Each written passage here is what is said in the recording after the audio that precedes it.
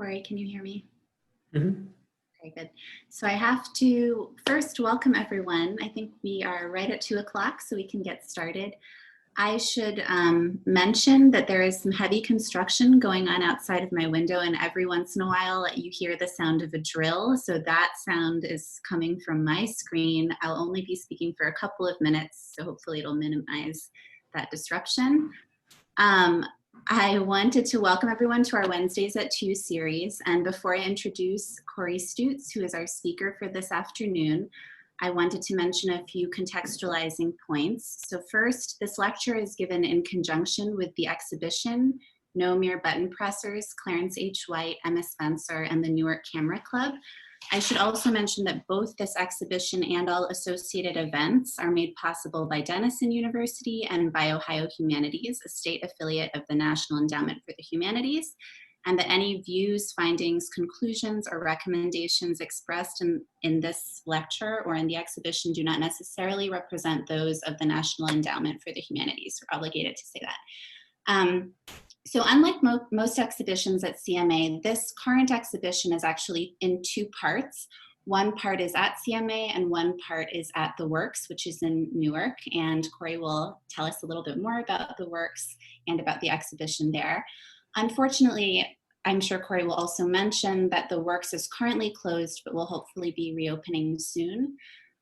Both exhibitions are related to Clarence White, to Emma Spencer, and to the Newark Camera Club. Clarence White was a monumental figure in the history of photography, and he happens to be from Central Ohio. There was a major retrospective about Clarence White a couple of years ago that mentioned the fact that he was from Ohio and gave some context to the local history of the area, but that paid kind of understandably a little bit less attention to this aspect of his career since he did leave for New York as a young man.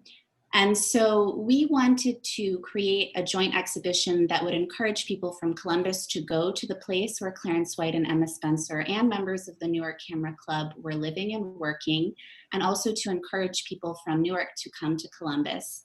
And when we first began to create this exhibition, we were actually working with Cory, who is serving in that capacity as the local history specialist for the Newark Public Library. And then sort of halfway through the exhibition, he was hired on by the Works to become their museum curator. And we were able to work with him more directly in that capacity.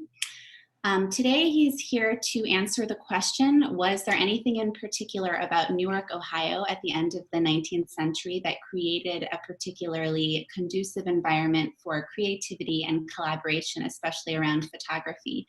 And so with that, I will turn things over to Cory, and I will mute myself and All right, thank you so much, Anna, and thank you everyone for joining us this afternoon.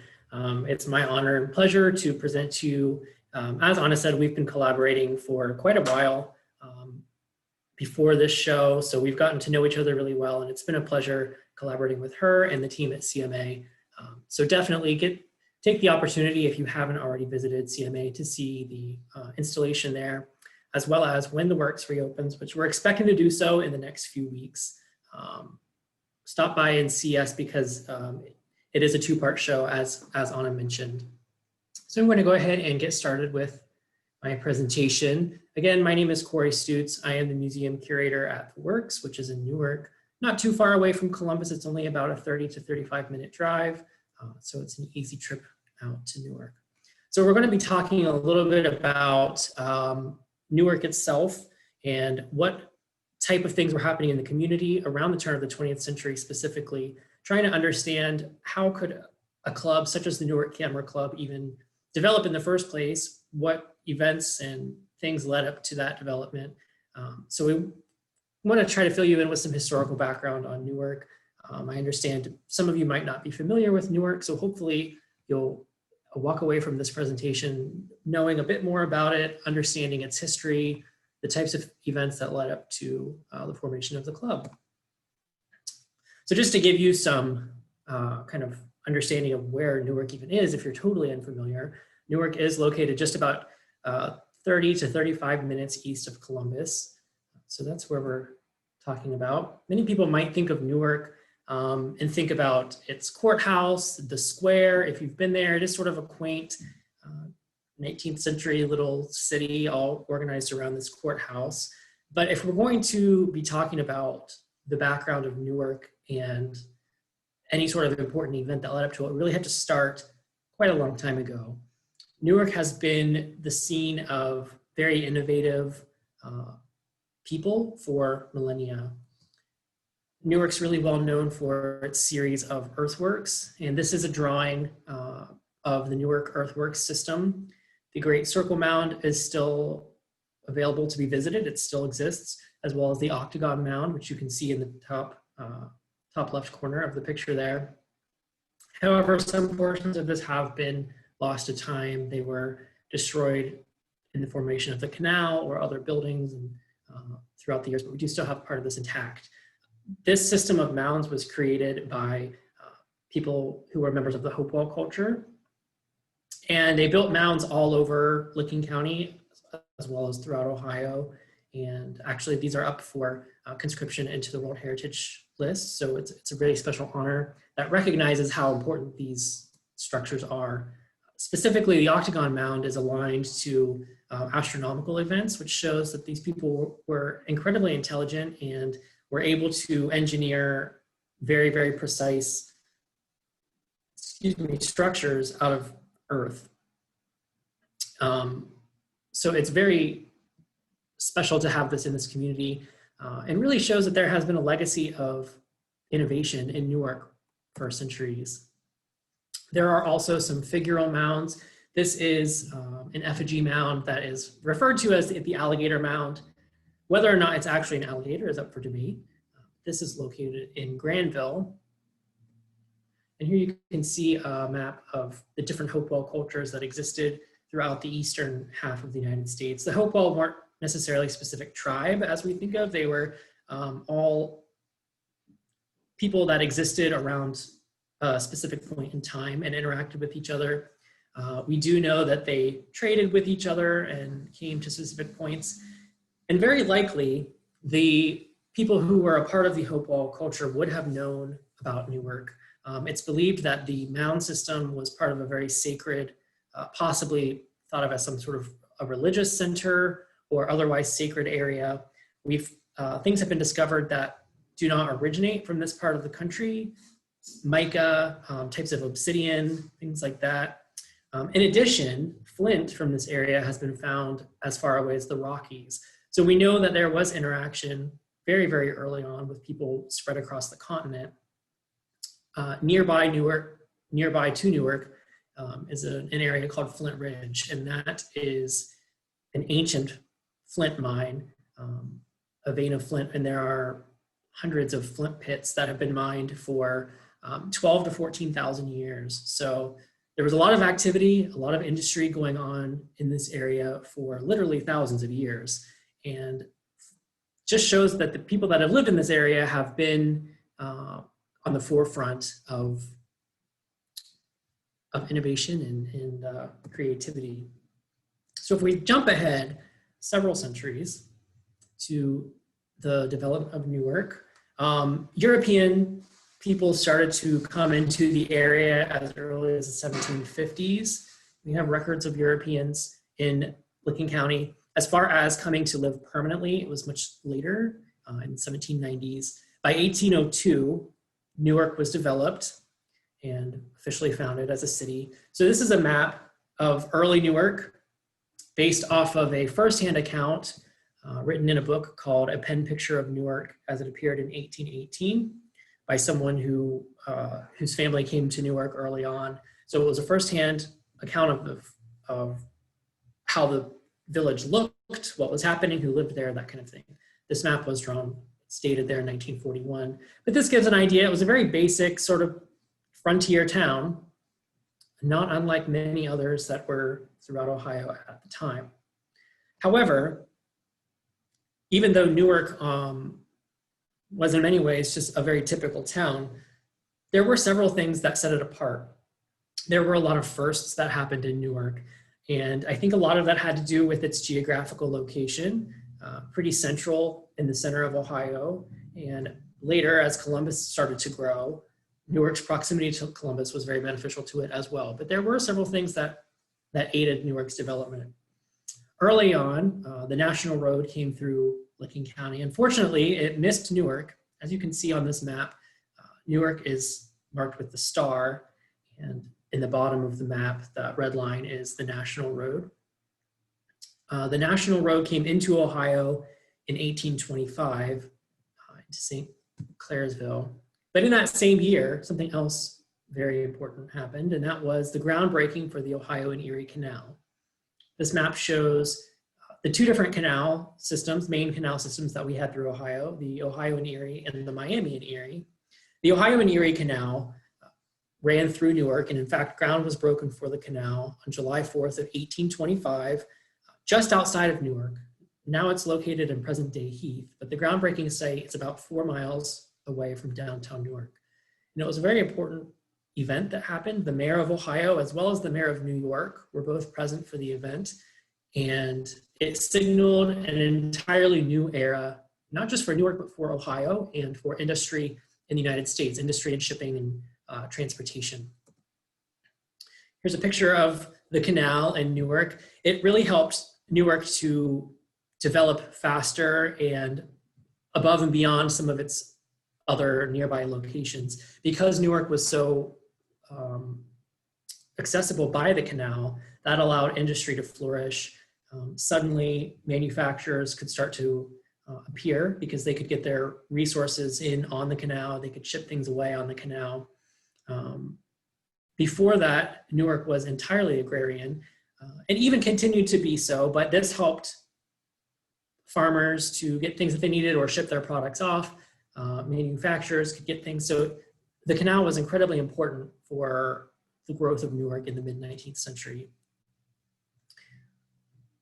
About 30 years later, though, the railroad started to connect Newark, and that eclipsed the canal in terms of efficiency and importance for the city. So picture, this is the Pennsylvania station in Newark, and it was one of 2 railroad stations that Newark had. This is the depot for the Baltimore and Ohio Railroad. And the B&O was a major player in Newark. There were originally 5 individual rail lines that came into Newark, starting in 1852. And a very influential local businessman named James Berkey actually was pretty instrumental in getting the first rail line connected to Newark. He realized that his business interests would be improved by a solid connection with a railroad.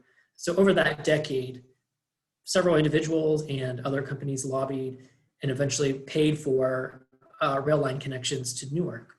By the 1860s, 4 of those lines had been purchased by the B&O and were consolidated by them. So we ended up having the Pennsylvania Railroad and the Baltimore Ohio Railroad in Newark. However, these were major employers in the local area, as well as incredibly important to the local economy, because much like the canal, of course, as you can imagine, this allowed for resources to come into Newark, and it allowed for products to be easily shipped out of Newark. Pictured is the B&O Roundhouse, which was built in 1905 in Newark.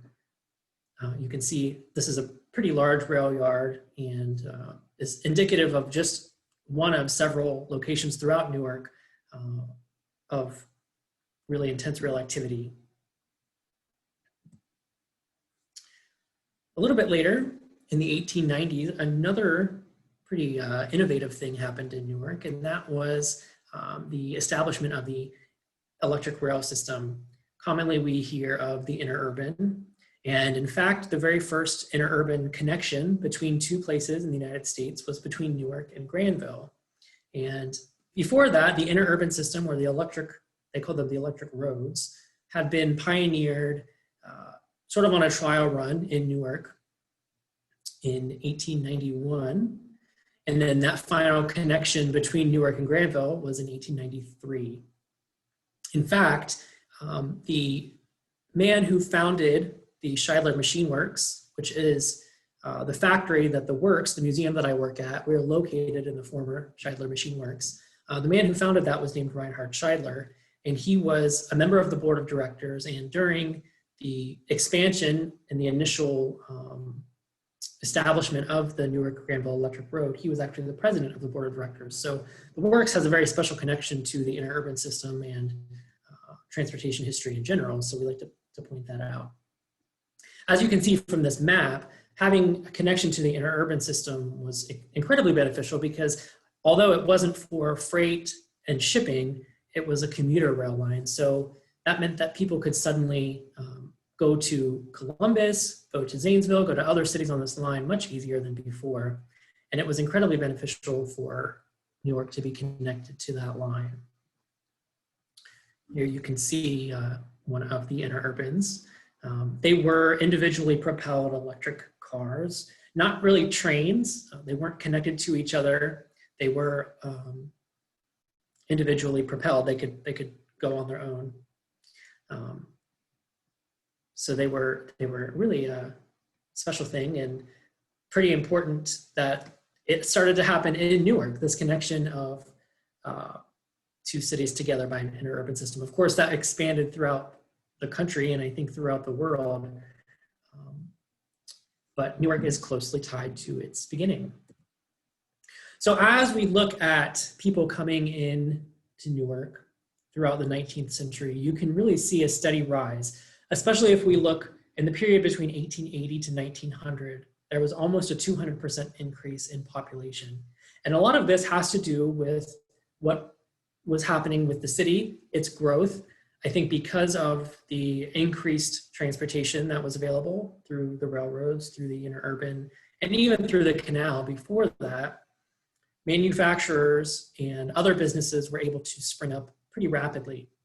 So if we look at the graph, between 1880 and 1900, as I said, there's almost a 200% increase in the population. And between 1880 to 1910, it's about a 265% increase. And this is really when we start to see a shift between Newark as an agricultural society to Newark as a center of manufacturing.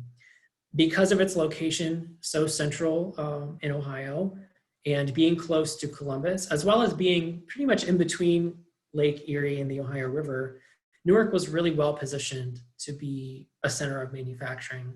And during this period of time, we see manufacturers start to spring up all the time. Some of the large manufacturers in the area drove a lot of the economy. We had quite a few different types of manufacturing and different factories that were here, but there are some really notable ones. I just mentioned the interurban system not that long ago, and this is a picture of the Jewett Car Company factory.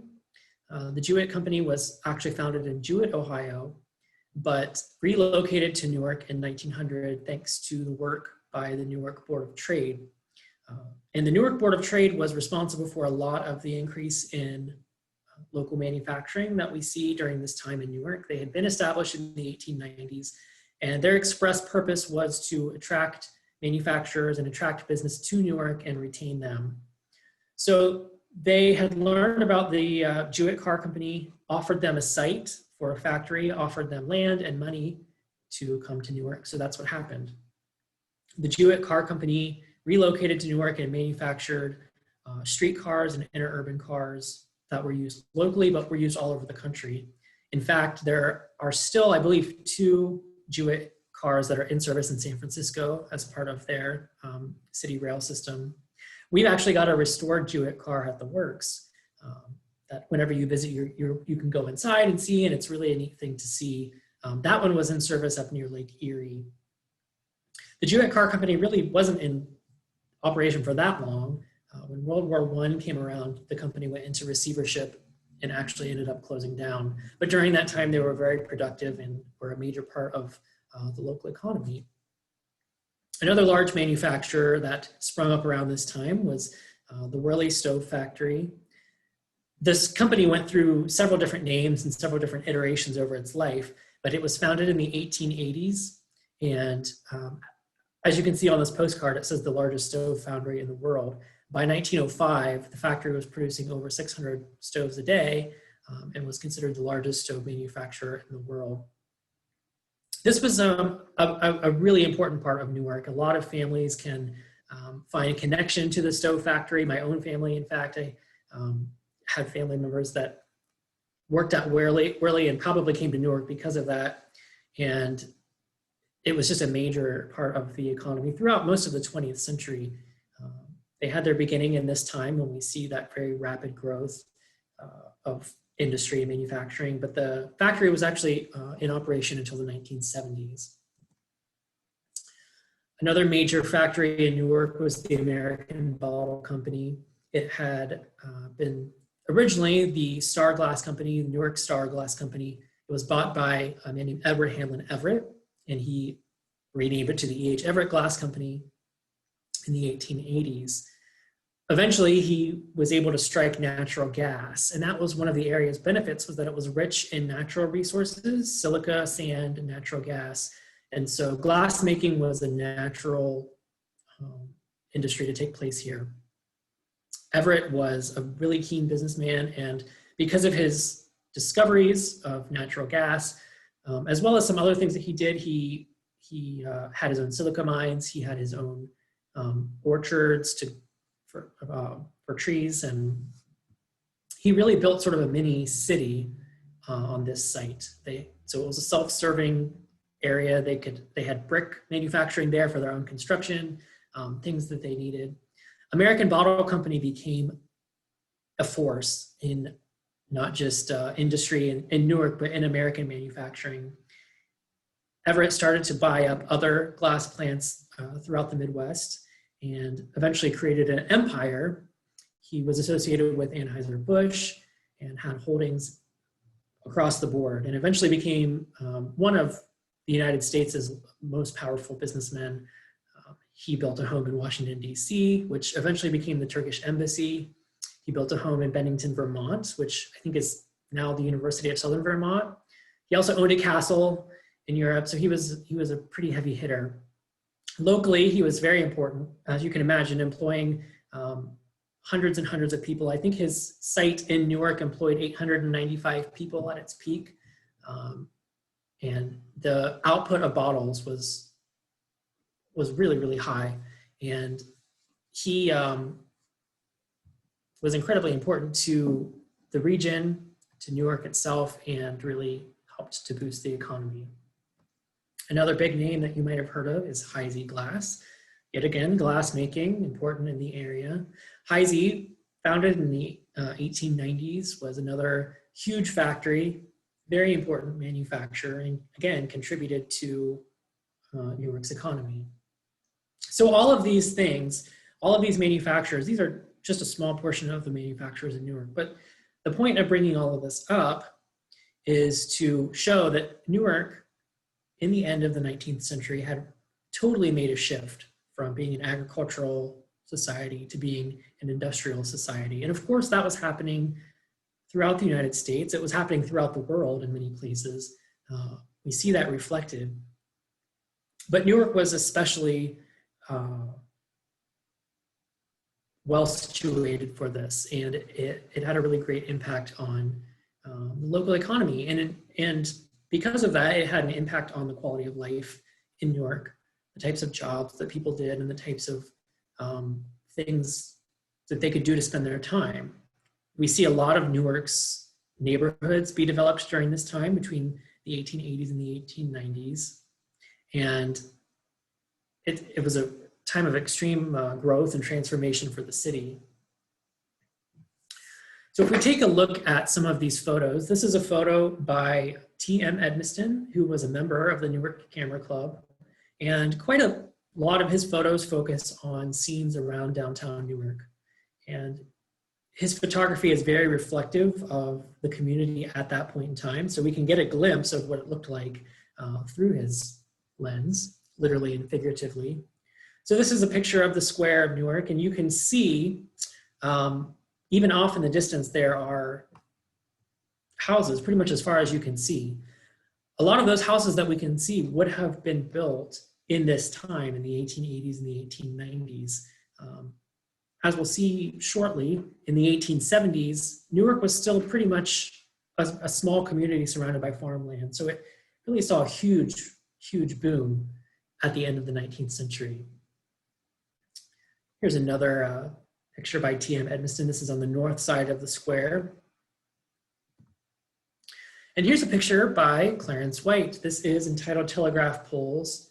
And so Clarence grew up, he was born in West Carlisle in 1871 and grew up largely there. But when he was 16, his family relocated to Newark.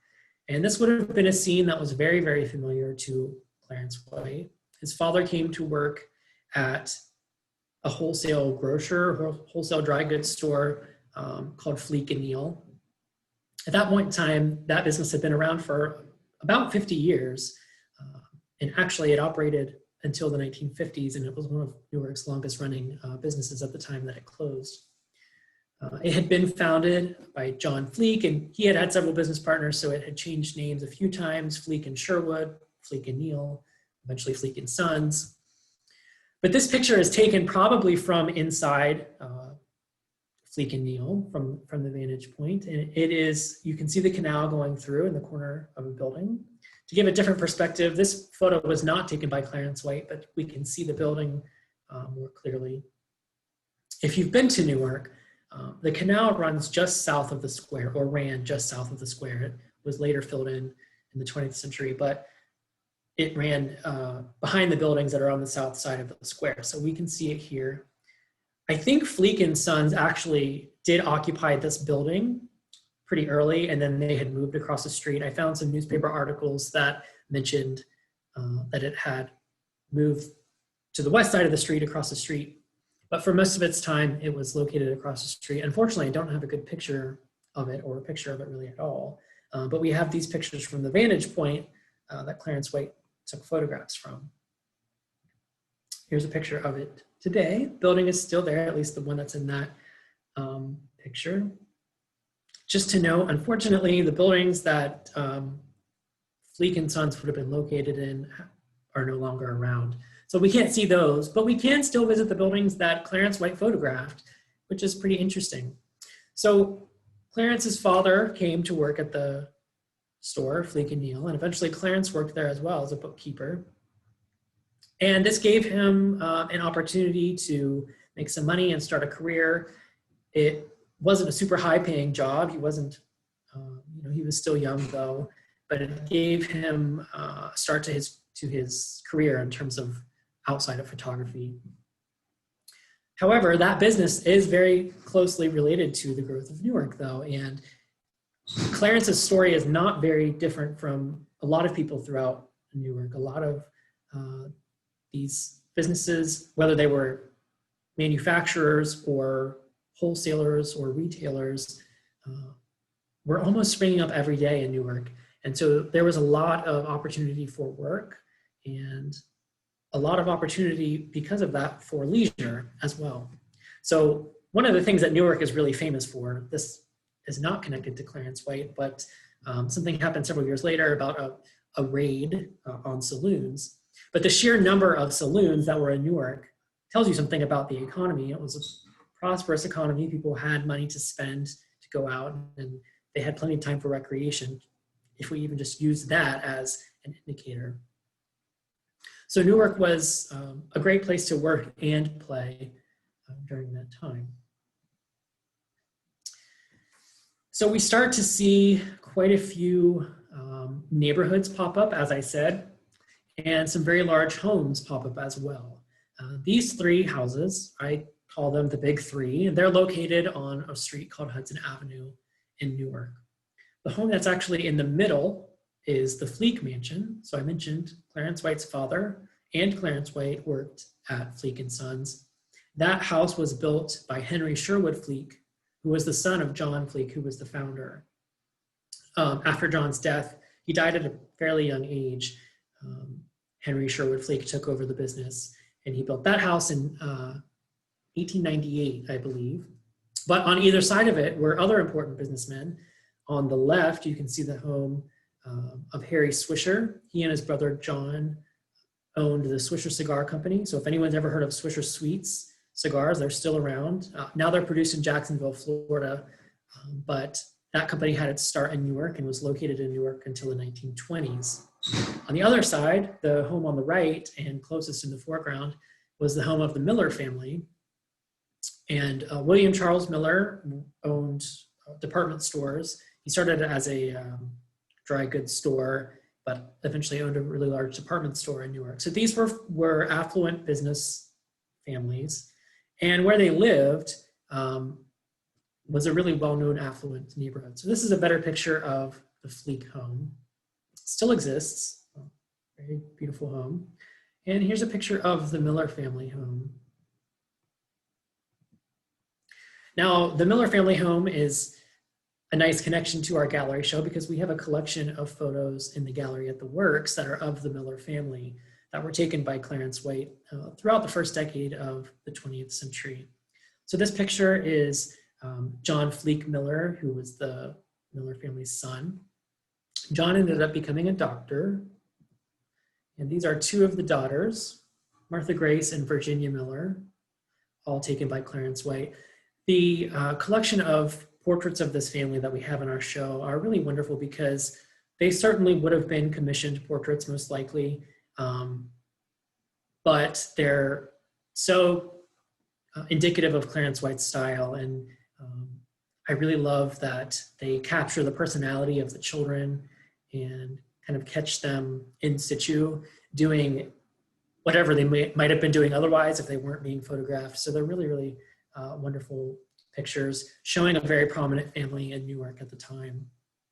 So for us, Clarence's photos serve sort of a double purpose because they document not only his photographic style and his artistic expression, but in Newark, they're showing local places and local families, which is very special for us. Clarence would have been familiar with these families, not only because he worked for the Fleek family, but because he also lived near them. So in the 1880s and 1890s, as Clarence White was starting his career, he got married in 1893 and started photography after that. He would have been experiencing that same growth and that same boom that Newark was experiencing as well. In 1901, he built a house on Hudson Avenue, and as you can see, it was right across the street from the houses that we just looked at.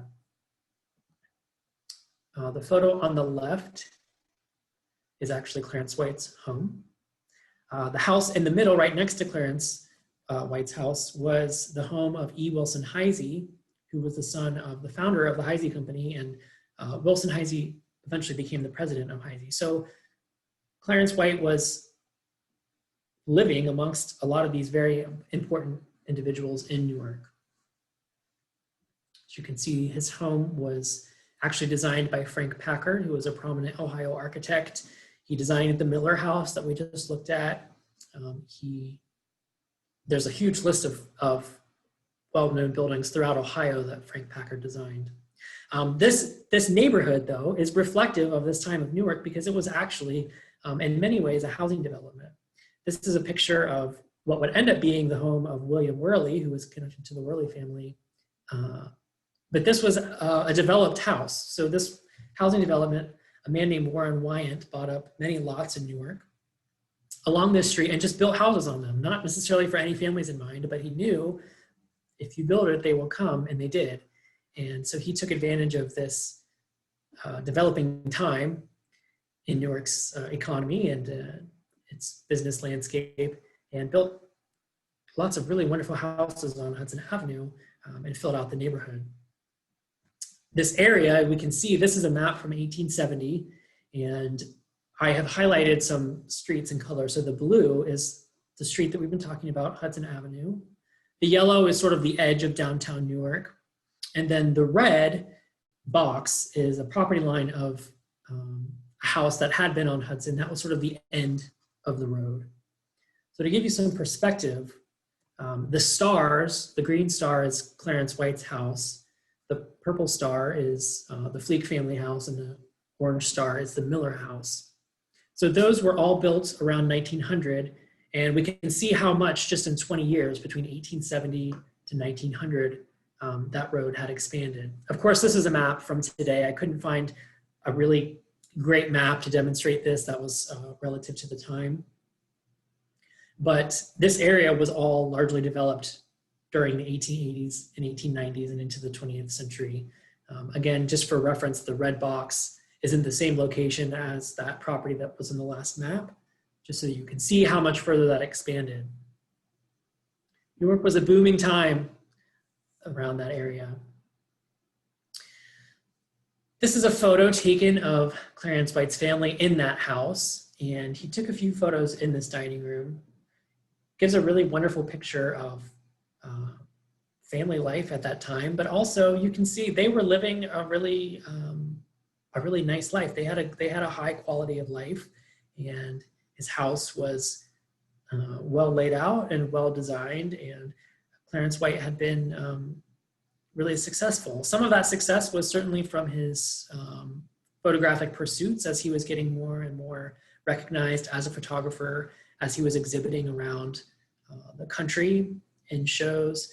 I saw one article that mentioned he was selling photographs for up to $25, which at the time, still trying to promote photography as an art form, that was a pretty high price.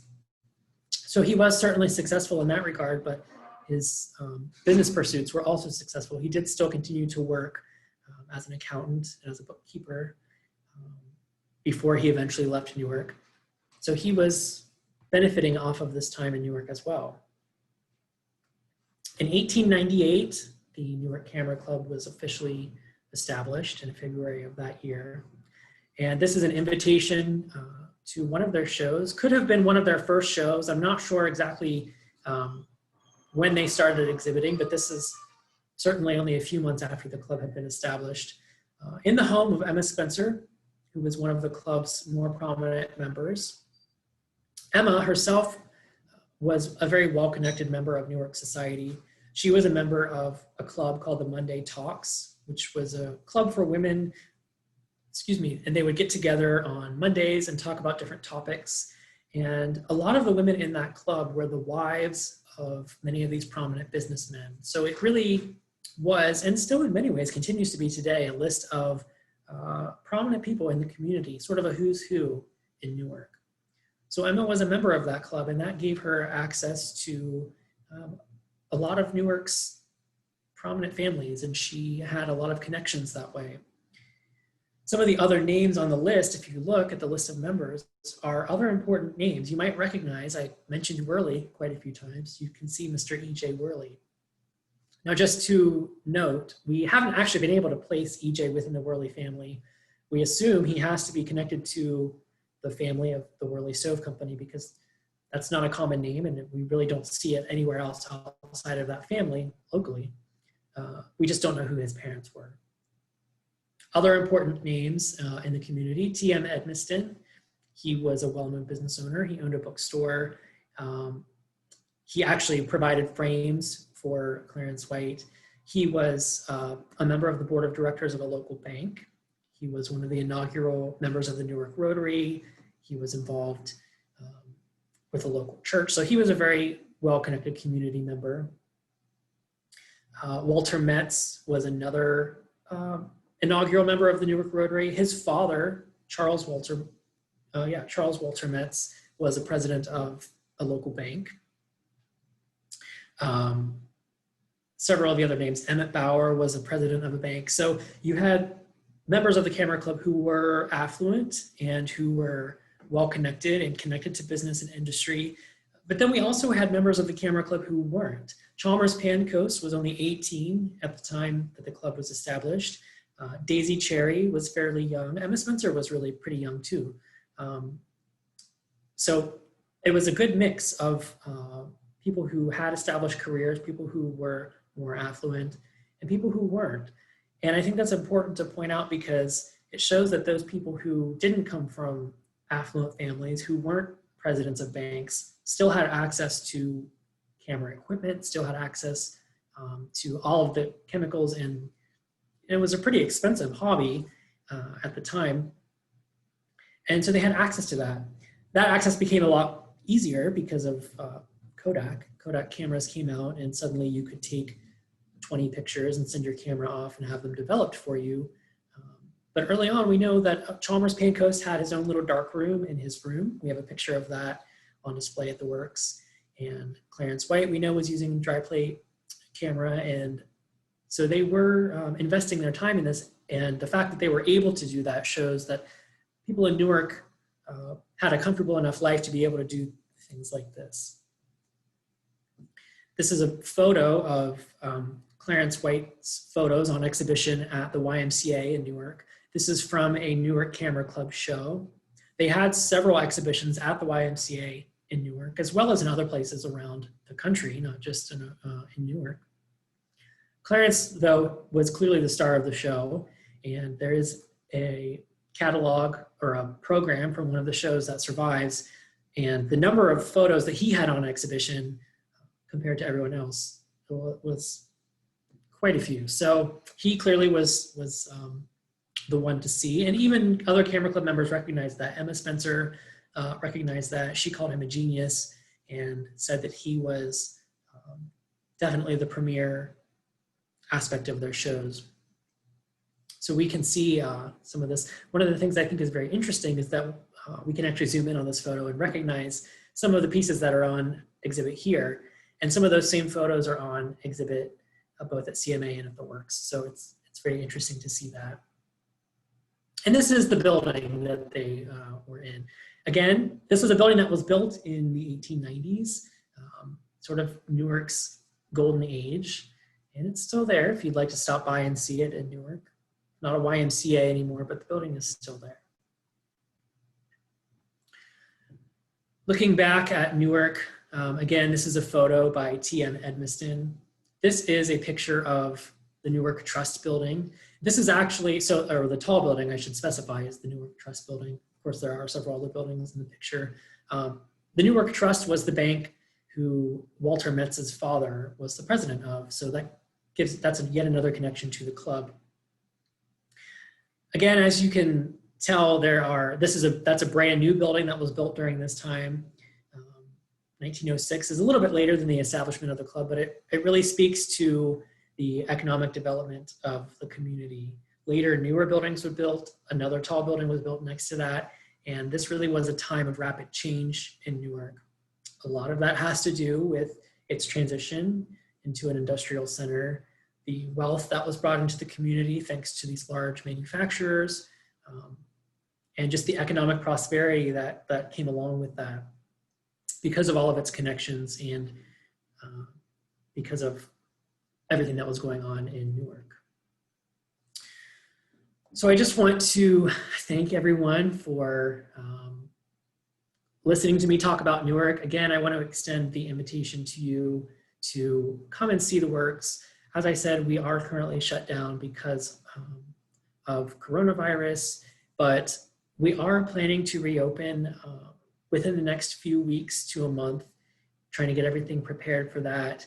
And the show will be up until December 28th, so there is plenty of time to see the show in person. Our gallery is always free to visit, so you don't have to pay for admission or anything to see that. You're welcome to come to the museum once we're open, and you will be able to get in and see the show. There is a selection of photographs of Clarence White as well as other members of the Camera Club on display in our gallery. We have original prints by Clarence White, original Edmiston photos by Chalmers Pancoast, as well as some reprints from other members and things like that. So definitely please stop by. Also, if you have any questions, you're welcome to ask questions. There is a chat box that you can type questions in. But also, if you think of anything later, my contact information is on the screen. So I would welcome you to send me an email, give me a phone call, anything like that. And I'd be happy to answer your questions. If you have questions either about anything that was in the presentation or questions about our gallery show, I would encourage you to reach out to me with those. So with that, I just want to say thank you. And if anybody has any questions, I'd be happy to try to answer those.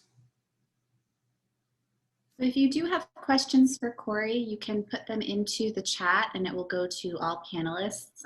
Thank you so much, Cory. I learned so much from your presentation. And I should mention that as someone who is originally from the East Coast, the only Newark that was on my radar before I moved to Ohio was Newark, New Jersey. So it's been wonderful not only to learn about the existence of Newark, but also to be able to discover what a true gem of a city it has been historically and that it continues to be.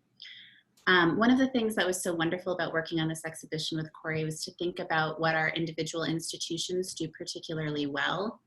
And I think whereas CMA is able to display some wonderful examples of the fine art prints and to commission the new platinum prints from a set of glass plate negatives from 1910, the Works has been able to add so much local color and focus to the nuanced historical details of these individual members' stories.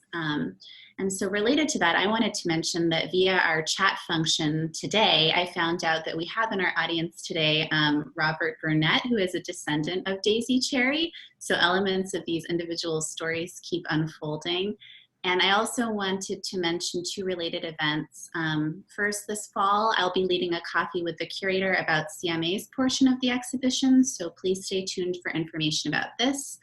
And also for those of you who have already visited CMA's portion of the exhibition, which is currently open, you've probably already gotten your hands on this complimentary publication that we have available in the gallery. This booklet has essays, information, full color illustrations, and then you'll notice on the back that there's a wonderful map that Cory and our curatorial assistant Jordan Spencer helped to co-produce.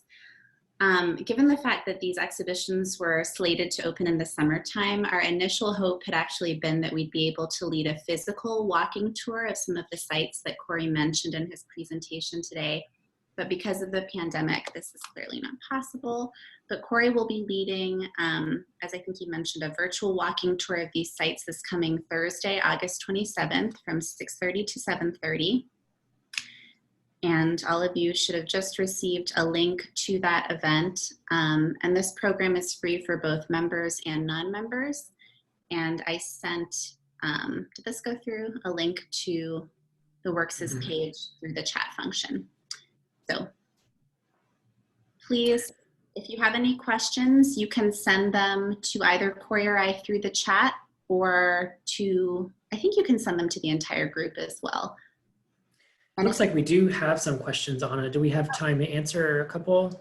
Yes, we do. Yeah. Okay, so the first one that I saw, someone had asked, how was Newark named? And interestingly, Anna, you are familiar with Newark, New Jersey, and that's actually where the name for Newark, Ohio came from. William Schenck was the man who is largely credited to laying out Newark. He was originally from Newark, New Jersey, and named Newark after his hometown. So that's where Newark got the name from. Another person said, how did the idea for this exhibit come about? Anna, you might actually have some input on that. I'm interested to learn about some identifying characteristics of Clarence White's work. What makes him an important photographer? Clarence White was known as a pictorialist photographer, and the pictorialist movement was, they idealized the aesthetic quality of photographs rather than just the documentarian quality. If you think about a lot of the portraits of family members or people that you see during the late 19th century and around the turn of the 20th century, we tend to think of rigid posed photos, and they were really just, or you see pictures of places that are literally just capturing reality.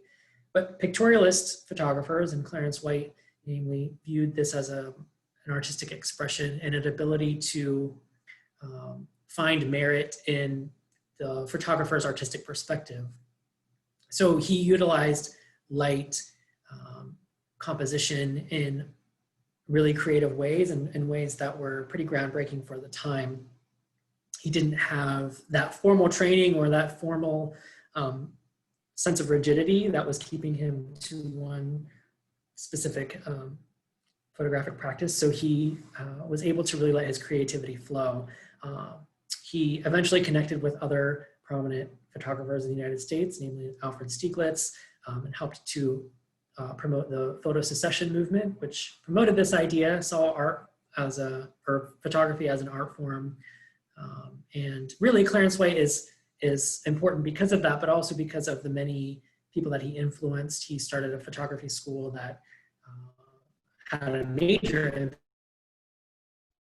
in the 20th century. Some of the biggest names in photography were connected to Clarence White either as peers or as students. I think probably one of the most well-known photos of the 20th century is Migrant Mother by Dorothea Lange, and she was a student of Clarence White. So his legacy is really secured in not only his own photographic style, but also in his the students that he taught. And I don't know if you have anything else to add to that, Anna, or any perspective on the idea for the exhibit. Yeah, so we have a few other questions that are related.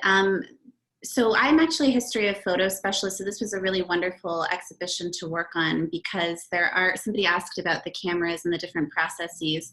And I think that to our eye, these sort of, the pictorialist photographs that Cory mentioned, the style looks very academic and very old-fashioned. We're used to very sharp photographs. We're used to a plethora of images around us all of the time. But it was actually kind of a radical idea to have these very soft-focused, hazy photographs at the time because it's sort of unbelievable to think about, but photography was really fighting for its place among the fine arts at the time. It wanted to be thought as, practitioners of photography wanted to be thought as on par with sculptors and painters. And photography was caught between being seen as a documentary medium that didn't really allow for artistic input. And so pictorialists were very focused on able to show that they could pre-visualize an image and then articulate that image onto into a photograph, that it was a mental activity. And so I'm actually linking people to a review that Columbus Alive just did of CMA's portion, where I go into a little bit more of the technique behind photographs.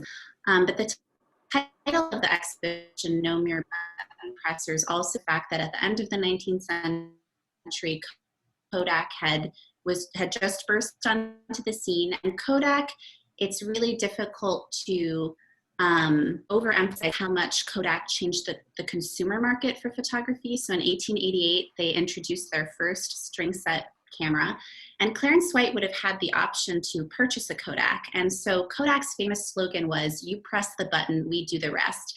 And that was telling its consumers about outsourcing. So prior to the introduction of the Kodak, if you wanted to take photographs, you really had to be knowledgeable, as Cory mentioned, about the chemistry and the science behind taking a proper exposure.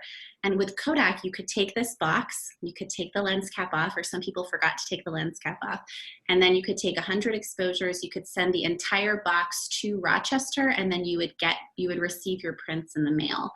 And so suddenly people who did not have the knowledge to make photographs were able to take these photographs. So in her introduction of the Newark Camera Club, Emma Spencer says that these photographers in the Newark Camera Club were no mere button pressers. And button presser was actually a derogatory term that came up alongside the introduction of the Kodak camera to refer to people who just mindlessly press the button of the Kodak camera instead of being able to make these kind of mental images, these beautiful pictures that really showed a kind of creative mental activity as opposed to just a mindless sort of automation. And it's an interesting thing to think about,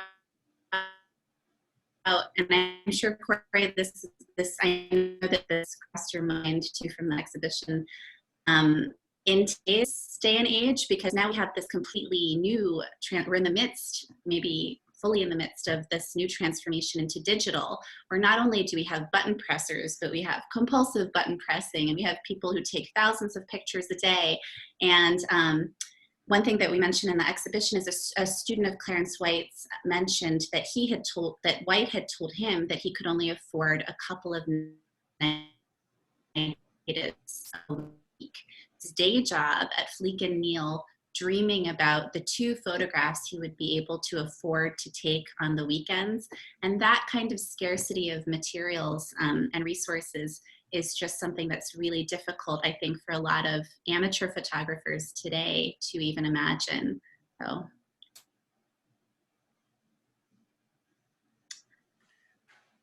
All right. You mentioned that the works will probably be opening within the next few weeks. Yeah, we are. I think that so it should be. Let's see, I'm looking to see what August is almost over. I think we were planning to be open definitely by October 1st, possibly before then. It's just sort of dependent on how things are happening in our community, sort of specific to that. But we will be planning to reopen. So that will still give us plenty of time for visitors to come and see the show. As I said, it will be up through the end of the year. So definitely check our website though. Our website is attheworks.org. You can find information about our museum closure and our reopening on that, as well as on our social media. If you look on Facebook or Instagram, The Works, look up The Works and you'll be able to find us on both of those places. That'll really help you keep up to date on when we are going to be reopening and what our plan will be for that. Until then, still helpful to check our social media because we will be posting content related to the show. You'll be able to get information on events and online programs that relate to the show. As Anna mentioned, we'll be having one next week. So you can find links to register for those and find when things will be coming out related to that in the meantime until we open. And there were just a couple of other questions. Robert Burnett, who is the descendant of Daisy Cherries, asked if the works has any use, and I believe the answer is no. We weren't able to find any original prints by Cherry. Is that right, Cory? Unfortunately, yeah, there were some members that we just couldn't really find anything from. So that's unfortunate, but we know that she did have things that were on exhibition.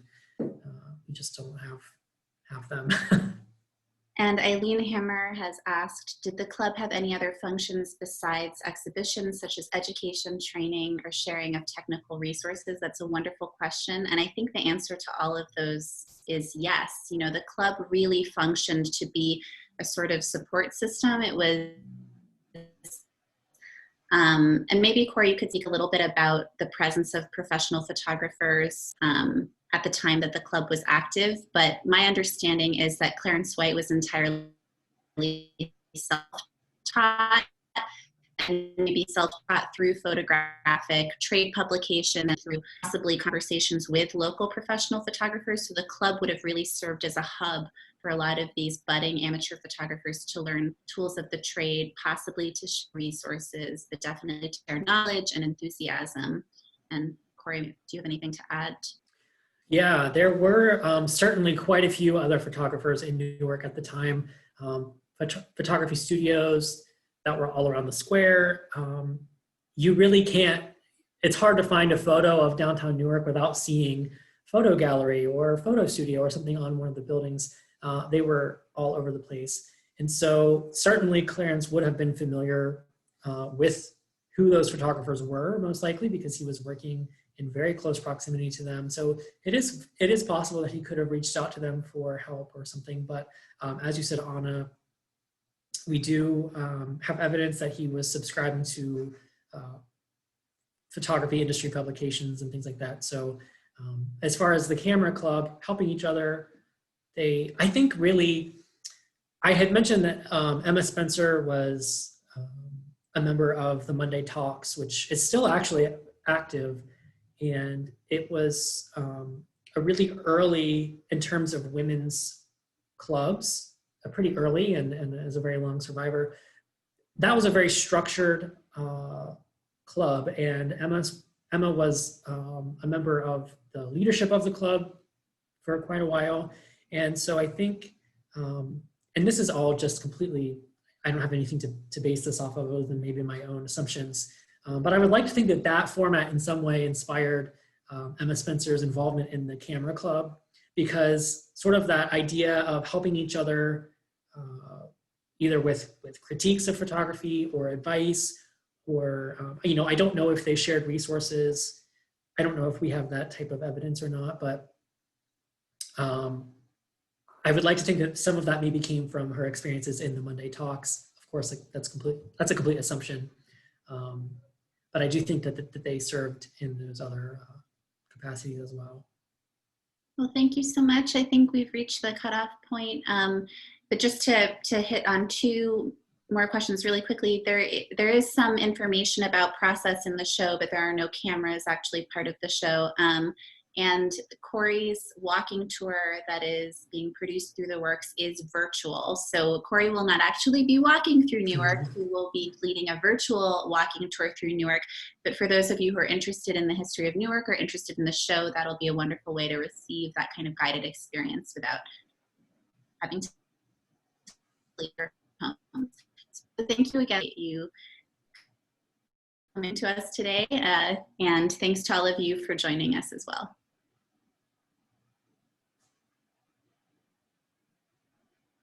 Thanks, everyone.